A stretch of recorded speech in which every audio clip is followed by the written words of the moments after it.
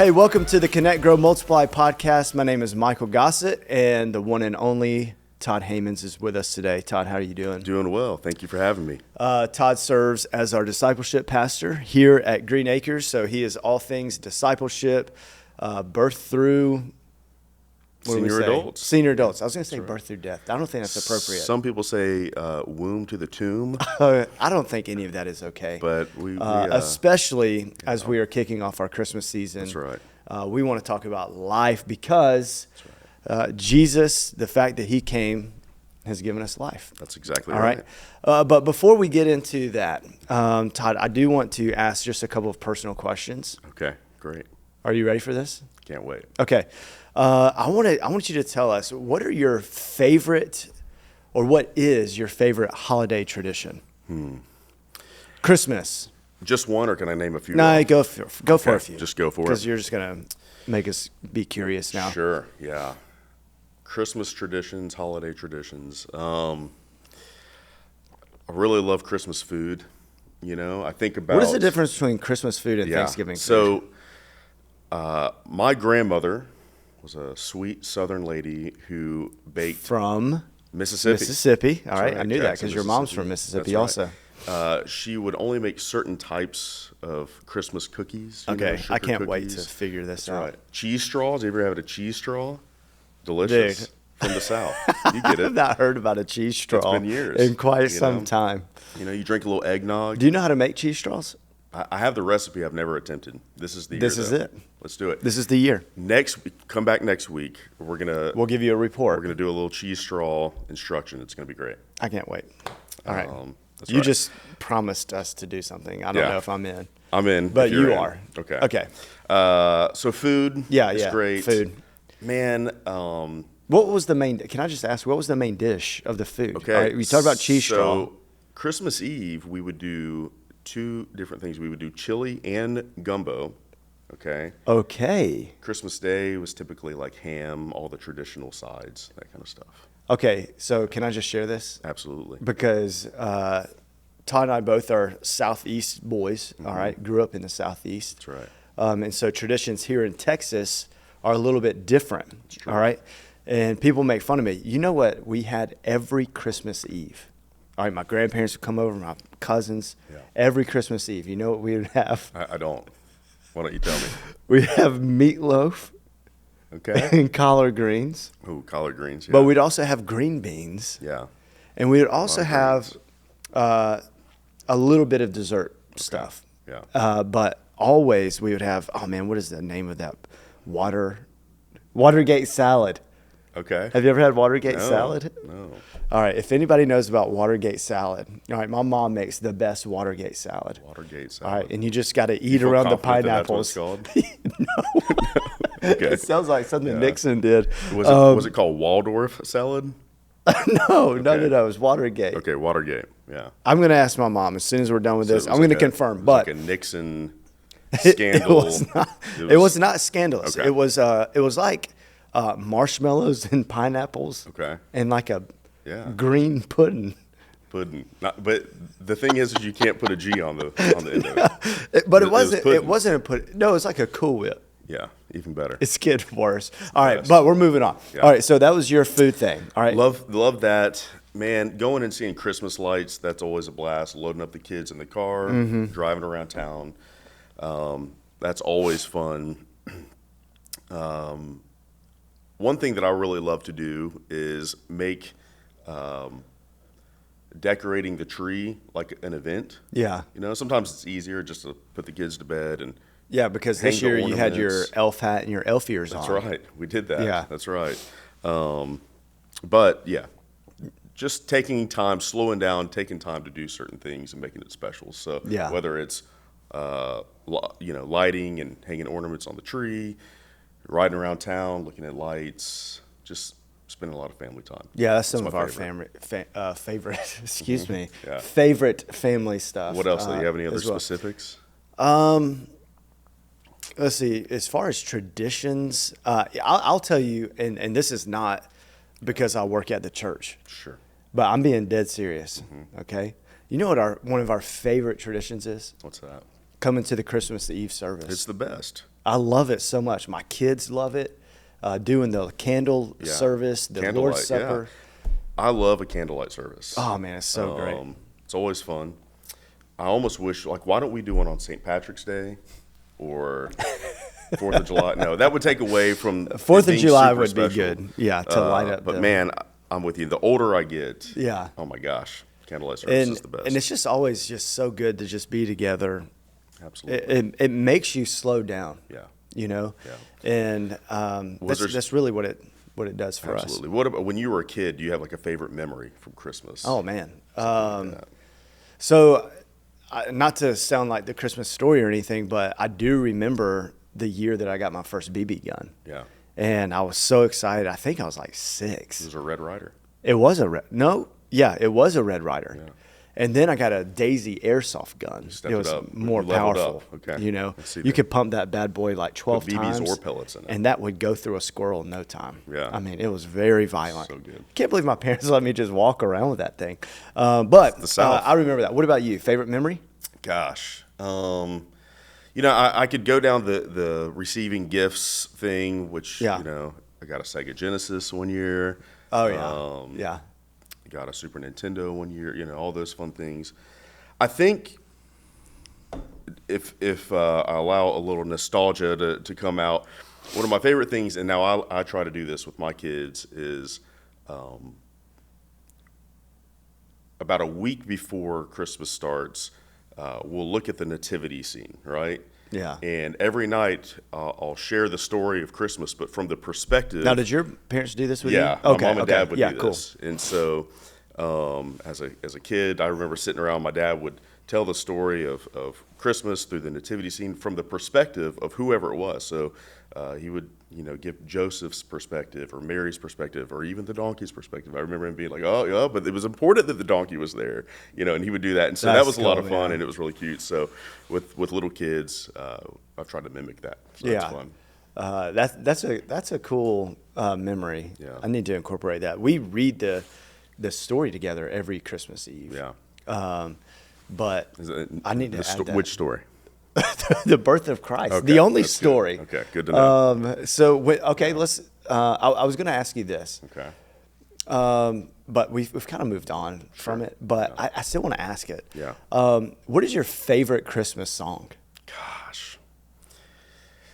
All right, I'm gonna answer this in 2 ways. I'm gonna answer this with, I have a favorite Christmas hymn. We're on a faith-based podcast, That's so right. you have to Yeah, that's a good point. give us something. Christmas hymn first, which is "Away in a Manger." Oh man, Love "Away in a Manger." It's slow, but it's good. but it's a classic. It's a classic. People a good know one. it. My kids know it already. They're 3 years old. They already know the song. It's great. However, man, "Blue Christmas" by Elvis. It's a great song. Wow, man, I don't know if we can talk about Elvis Yeah. on this podcast. That is That's right. very scandalous. Yeah. What about you? Favorite song? Ariana Grande? No, I'm kidding. I'm joking. but seriously. That would be funny, though, Yeah. wouldn't it? So my favorite Christmas song is, I know this is so probably cheesy, but Silent Night. Yeah. It really is. It's great. That's especially at our candlelight service. It is, I know I best. keep going there, but Yeah. I'm serious, man. It's like it is the highlight of the year with our church family together. So many tears in that moment. You know? And I'm trying to lead and not be all sappy, but it's a special moment. I love seeing my family there doing that. But do you know what the best-selling song of all time is? Best-selling song or Christmas song? No, Which one? song. Song. Yeah. You're going to be Gosh. shocked Probably a at this. Beatles song, but Christmas song wise, Beatles had a couple Christmas songs. it's not "Rocking Around the Christmas Tree," is it? No, Okay. What is it? that's not even the top 50. No. So you know the top 50, like you know I those don't. songs, I just and it's said that not the to top- mess with you. Yeah. Okay, so That's fine. we want to be about truth on this podcast, right. but so I don't know Absolutely. that for sure. Sure. But it's not in the top five. Five. It's not in the top 10. Sure. I know that. For sure. But do you know what the top song is of all time? What's that? White Christmas by the old Mr. Bing. Old Bing Crosby. Isn't that crazy? Himself. All right. Can you sing it for us? You have a good voice. No, I don't. Yeah. I can't. I would Okay. never do that. Okay. Yeah. I love the home loan version. Yeah. You know, screams. Where's your brute? We should have put some up here. yeah. Your skin bracer.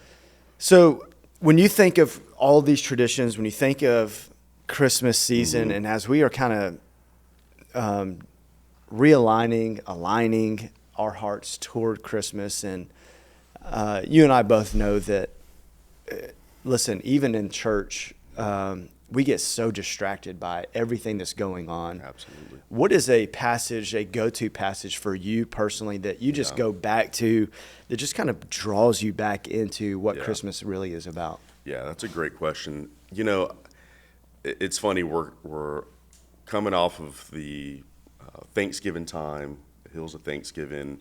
We just had Black Friday and Cyber Monday and all these things. Busyness is in the air for sure. People are running around, running errands, getting everything set up for Christmas, and so it's a super busy time. And you know, there's a lot of great scripture about the birth of Jesus, the coming Christ, and one that always speaks to me, especially in this time when you know you can feel a little stress. Yeah. When you can feel even at certain times disheartened, like, oh my gosh, how am I going to get all these things done? I feel overwhelmed, all these things. Yeah. And it's just the prophecy that comes from Isaiah 9. And so if you'd like, I'll read that. Yeah, let's do it. And let's just talk about that a little bit. Isaiah 9 says, "Nevertheless, the gloom of the distressed land will not be like that of the former times when he humbled the land of Zebulun and the land of Naphtali. But in the future, he will bring honor to the way of the sea, to the land east of the Jordan, and to Galilee of the nations." And then verse 2 says this is awesome. "The people walking in darkness have seen a great light. A light has dawned on those living in the land of darkness. And you have enlarged the nation and increased its joy. The people have rejoiced before you as they rejoice at harvest time, and as they rejoice when dividing spoils. For you have shattered their oppressive yoke, and the rod on their shoulders, the staff of their oppressor, just as you did on the day of Midian. For every trampling boot of battle and the bloody garments of war will be burned as fuel for the fire." And then I love this, verse 6. "For a child will be born for us. A son will be given to us, and the government will be on his shoulders. He will be named Wonderful Counselor, Mighty God, Eternal Father, Prince of Peace." And so, when I think about Christmas time, I think about the hope of Jesus. I love in verse 2 when Isaiah references light. He says that people have seen a great light, and then he says a light has dawned. Yeah. That's huge. And then he talks about joy and how we can rejoice. And all of that is leading up to verse 6, because who is the light? Who is the person that brings joy? Who is joy? And it's Jesus. He's the child who is born. He's a wonderful counselor, and so on. Yeah. And so we can celebrate. And so when we do things like light that candle on Christmas Eve, or in just a few days when we do a Christmas tree lighting, we're not doing it just because, that's just another fun thing. There's symbolism behind that. Yeah. We're lighting that Christmas tree, right? We're lighting those candles on Christmas Eve because that gives reference to Jesus as being the great light of the world. Yeah. I love that reference because, this is what we're preaching through, through until December 25th. But that's exactly what we're talking about. We're talking about in verse 1, you see just almost this sense of desperation. Yeah. And because the king is coming, they have this sense of hope that, okay, we don't understand exactly what's going on because, what is this, 700 years before, That's right. Jesus is even born. That's right. And it's almost like the prophet Isaiah is saying, he's saying, listen, I know that you're experiencing this tragedy. I know you're experiencing this sorrow, and you're in the midst of desperation, but have hope because the king is coming. Absolutely. Like, have hope, because the Messiah, the one that we have all been promised, the one that we are all longing for, is coming. So you have hope. That's right. Even in the midst of desperation. And then, like you mentioned in verse 2, when he transitions to talking about the light. And I mean, when you are desperate, when you are walking through difficulty, everything is dark around you. Yeah. And, for the believer, we have the light of Christ in us, so therefore we are the light of Christ to those around us. Yeah. But, for those who are without Christ and apart from Christ, it is symbolic, like you said, that when we light up our Christmas tree in our house, we are reminding our kids, man, we want to be just like this tree, that we want to be light in the midst of darkness. What is that? Matthew 5:18. Let your light shine before others so that they may see Jesus in you. That's right. And so that's why we have this huge Christmas tree in our parking lot here at the church. Because when it's lit up at night, we want to remind everybody, listen, it may be dark in the world around you, but man, there is hope in the light of Christ. Absolutely. And then, verses 3-4 of Isaiah 9, the prophet mentions joy. Like, we can have joy. Like, even in all of the things that is happening around us, you can have joy, even in the most sorrowful moments. When I think of Christmas, so often I think of that word joy. Yeah. I mean, and that's another great song, right? Joy to the world. The Lord has come. Let us all rejoice, because the King has finally arrived. He has finally made his presence among us, right? And then in the last part, though, when it's talking about the government and it's talking about all of these different things, it's this sense of peace. That's right. That is just entering into the world. Yeah. And even in the midst of chaos, even in the midst of whatever is taking place. And I think that we could all recognize chaotic moments, but, at this time when the prophet is giving this to the people, chaos was simply abounding. Yeah. I mean, it was a chaotic time. It was a time where it was difficult to understand the nearness or presence of God, and for them to hear, hey, but peace is on the way. That's right. And then you see moments just all throughout Jesus' ministry when he just exemplified peace. Yeah. To everyone around him. That's right. Whether it was at the wedding and Jesus provides additional wine at the wedding, and it's like a sense of relief. Like, okay, wow, Jesus, you just really stepped in. And even as insignificant as it may be, as just having more wine at this wedding, it's a sense of peace. And Jesus in Mark chapter 4, when he's asleep at the front of the boat, and the disciples are wigging out, right? Because the waves are crashing around them, and they wake him to Jesus. Do you not even care? Yeah. Do you not even care about us, that we are perishing? And Jesus just gets up, he speaks, and he says, peace, be still. And the waves obeyed him. The winds obeyed him. That's right. And that's who Jesus is. He is peace. And he is peace not just for nature around us, but he's peace for our heart within us. Absolutely, yeah. And only because of Christmas is that possible. That's right. Yeah, it's a good challenge. I think a good encouragement for us and as Christ followers, specifically for us as dads. Yeah.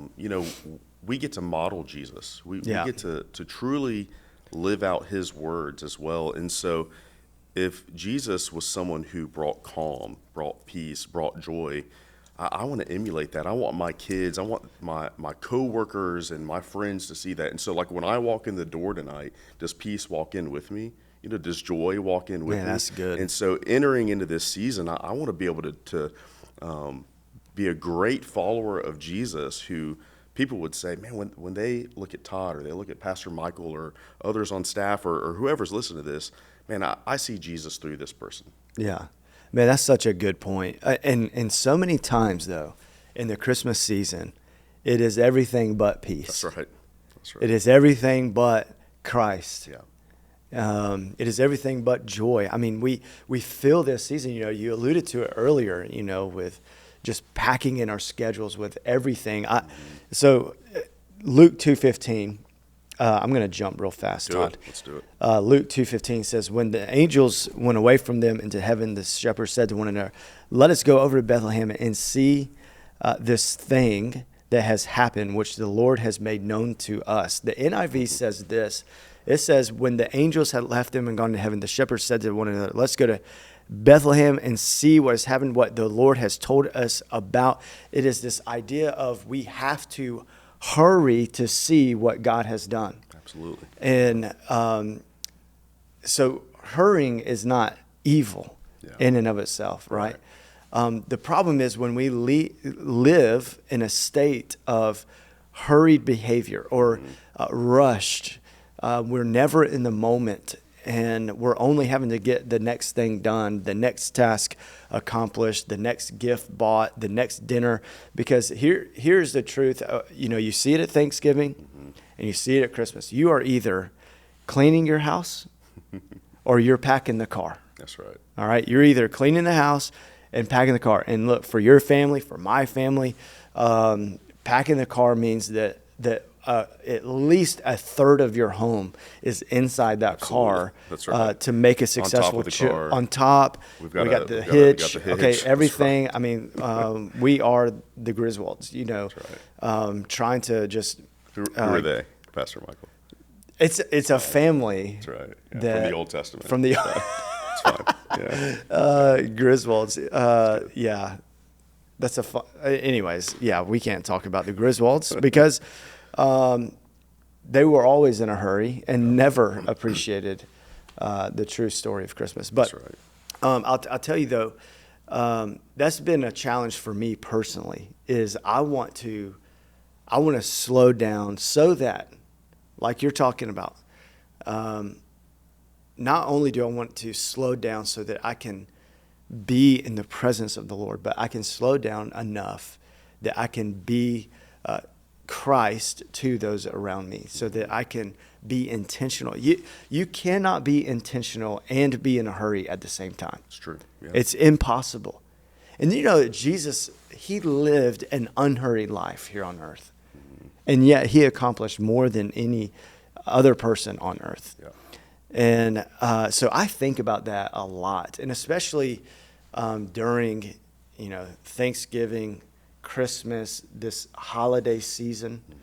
I think about that a lot. I'm like, man, how can I slow my family down so that we can just be in the presence of the Lord, and fully focusing on Him?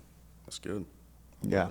Anything to add to that? No, I'm in total agreement. I think you're right. I think it's a great time to slow down, to spend time with your church family, with your family, to take those special just times and those special moments to be with people during this time. And if we're going to hurry, we hurry to spend time with the Lord. We hurry to share His joy. We hurry to celebrate the coming King. That's right. And Todd, we know. Listen, you're experiencing this actually with your mom. That holidays, seasons can also be very, very difficult. Yeah. How long has it been since your dad passed away? Just over 8 years. 8 years. Yeah. And so you had to walk through this newness with your mom 8 years ago of transitioning, holiday season. Because when we talk about, man, we got to pack the car, people that may be listening, they may, man, I wish I could just be packing the car for my family. Right. I wish that I was having to travel to go see family. And, I tell you, I talk to a lot of people through this.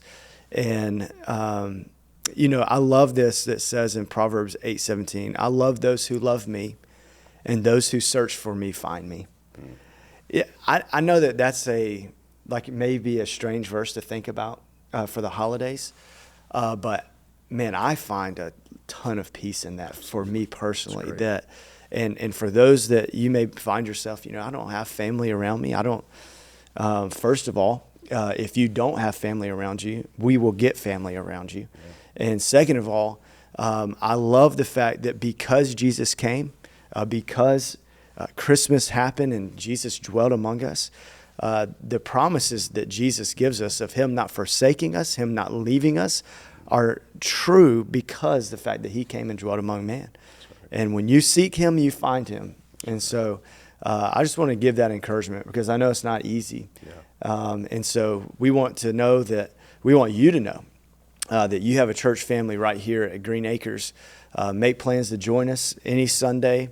Any other things that they can plug into? I think that's great. And yeah, so if you're listening to this before December 4th, we have a Christmas tree lighting on December 4th. What time is that at, Pastor Michael? 5 p.m. That's right. It starts at 5. We'll light it sometime after that. And then, of course, we have our candlelight services on December 24th, Christmas Eve. And we have 2 services, one at 4 p.m. and one at 6 p.m. We would love for y'all to join us. That's right. Hey, we do want you to know we love you. Merry Christmas to you, and we'll see you again soon. Hey, thanks for listening to today's episode and joining in on our conversation. If you liked what you heard or you want to know more about Green Acres, go check out our website at gabc.org or follow us on Instagram at gabc_Tyler. Have a great day.